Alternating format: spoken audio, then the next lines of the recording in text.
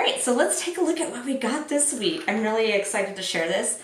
So we do a CSA through the university, and they have a sustainable farm on campus as part of one of their programs. And I just think it was a really cool opportunity. We got what's called a half share, which is supposed to be for 1 to 2 people. We are a family of 4, but our kids are still pretty young and they don't eat a ton. So we don't need enough vegetables or fruit to feed 4 adults. All right, so I'm gonna go through each item and then talk about what it is and then what we can do with it. All right, so the first thing that we have here is some really lovely beets. Okay, so we got the greens, we got our roots here. There's 3 of them. They're all kind of different sizes. So I'm not sure what I'm going to be doing them quite yet. I'm thinking that I am going to do some beet hummus with the roots. And then what I'm really excited about are these greens because they look really lovely. And they've got this great dark green and maroon color, and they're totally edible. You can eat them raw, you can eat them cooked, you can make a pesto. There's all sorts of things that you can do with beet greens. Frankly, I think that they're the more exciting part of the plant for me personally, because I love leafy dark greens. All right, so let's see what's up next. So up next we have some tomato sauce. So this looks like it has some tomatoes, some garlic in it, some onions, some peppers, but she said it was not spicy. So if I wanted to make it into like a salsa, I could add some peppers to it. And she told me that the first couple of weeks at the CSA were gonna be a little light on the produce, just because it hasn't really come in yet. All right, so next up we have some kale, and I use kale all the time. We eat a lot of kale in our house. I have all sorts of ideas of what I could do with this, and so I think the first thing that kind of comes to mind is just some nice like sauteed kale with some garlic, red pepper flakes, a little bit of vinegar, or lemon juice would be really nice, and just have that alongside some grilled chicken or some pasta would be really good. I can think of a lot of different ways to use kale. It's one of my favorite ingredients. All right, next up we have some purple coral lettuce, and I think I would probably just use this as a salad green.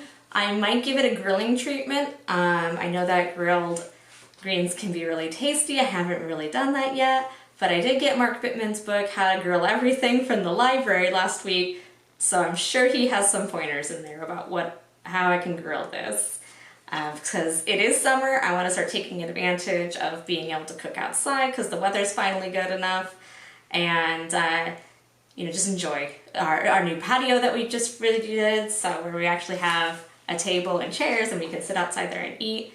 And so I like the idea of being able to go outside. Soon it's going to be so hot that we're not going to want to use the oven anyway. So, all right, and then lastly, as part of our bag, we have these Anaheim peppers. Looks like they are dehydrated peppers that were done on May 31st. So in total we have the peppers, the tomato sauce,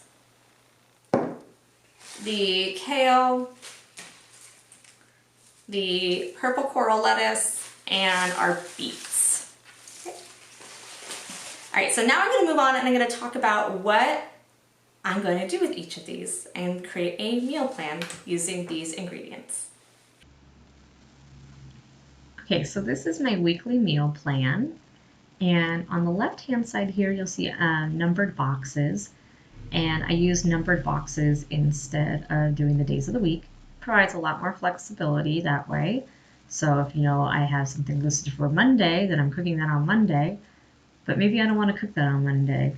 Maybe I want to cook it another day because I'm not just feeling that ingredient, or maybe someone's not feeling well, or the weather has changed. So by using numbered boxes, that provides a lot more flexibility than saying on Monday we're doing this, on Tuesday we're eating this. So this is a lot more flexible for us. And then on the right side, I have my list of groceries to buy. All right, so let's start off with our first meal of the week, which will be utilizing our beetroot. And that is going to be a beet risotto with a walnut alade. I actually don't know how to pronounce that. An alade is a very thick sauce that is based on a puree of garlic with, in this case, walnuts. So I need to buy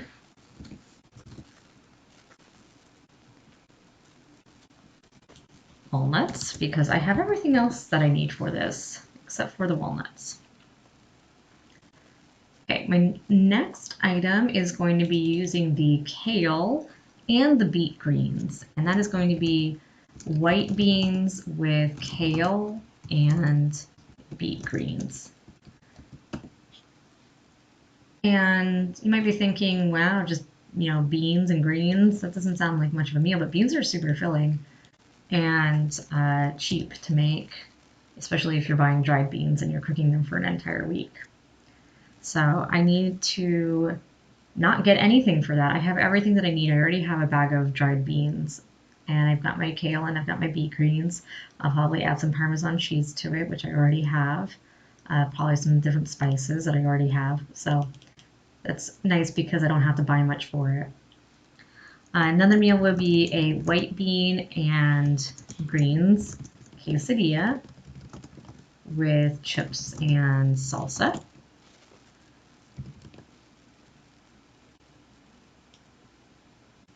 And this is going to be utilizing those leftover beans and greens.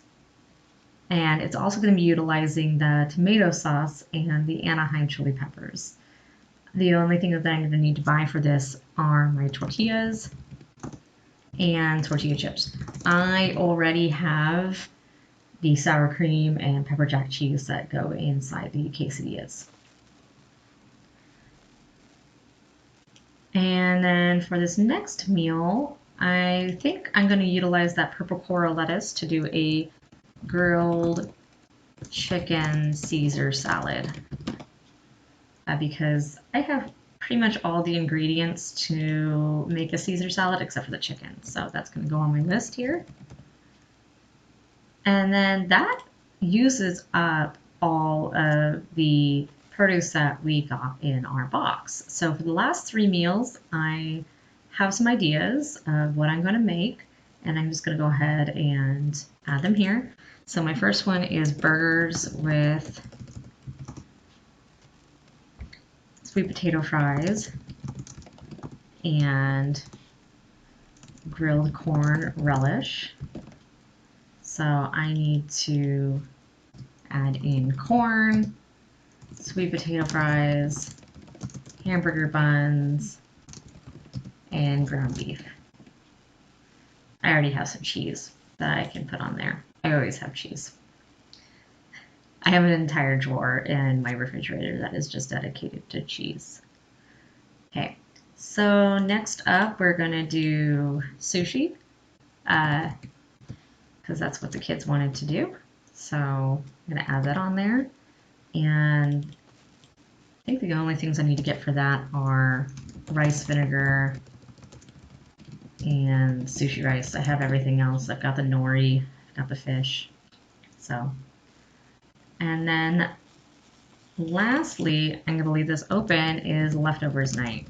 So this is the night that we just get everything that we could possibly just use up and put it out on the table, normally with, just some bread or maybe some baked potatoes is another way that we use up leftovers.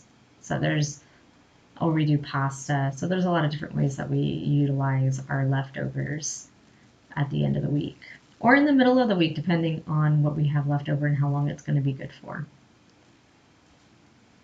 So I hope that you found kind of the process of walking through how to meal plan for the week based on a CSA box. I hope you find that helpful.